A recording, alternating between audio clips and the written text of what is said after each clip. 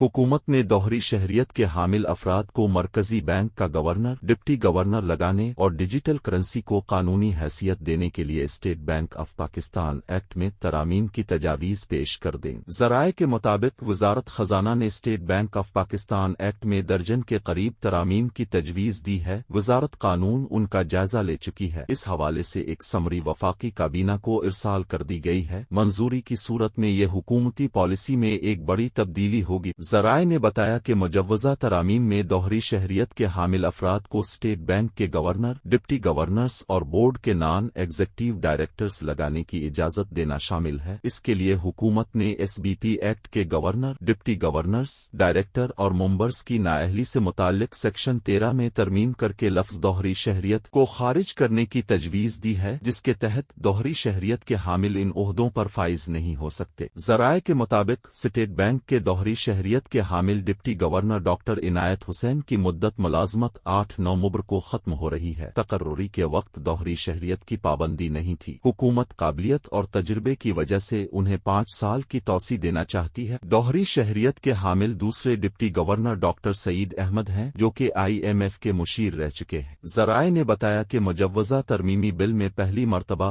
Digital currency का तसव्वुर भी मुतारफ कराया जा रहा है। कब्ल अज़ीं स्टेट बैंक डिजिटल करेंसी का मुतालबा मुस्तरद और उसके इस्तेमाल के खिलाफ इंतबा भी जारी करता रहा है। मुजव्वज़ा तरमीमी बिल में डिजिटल करेंसी की नई तारीफ शामिल है, जिसके मुताबिक सेक्शन 24 के तहत बैंक की जारी करदा डिजिटल शक्ल में करेंसी सेक्शन 25 के तहत कानूनी टेंडर रकम होगी। उन्हीं सेक्शन के तहत स्टेट बैंक के जारी करेंसी नोट कानूनी टेंडर रकम कहलाते हैं। मुजव्वज़ा तरमीमी बिल के तहत स्टेट बैंक डिजिटल अदायगियों का निज़ाम चलाने के लिए एक नया ज़ैली इदारा कायम करेगा। मुजव्वज़ा तरामीम में फाइनेंशियल रिपोर्ट्स की मंजूरी के बोर्ड को मजीद इख्तियारात देना शामिल है।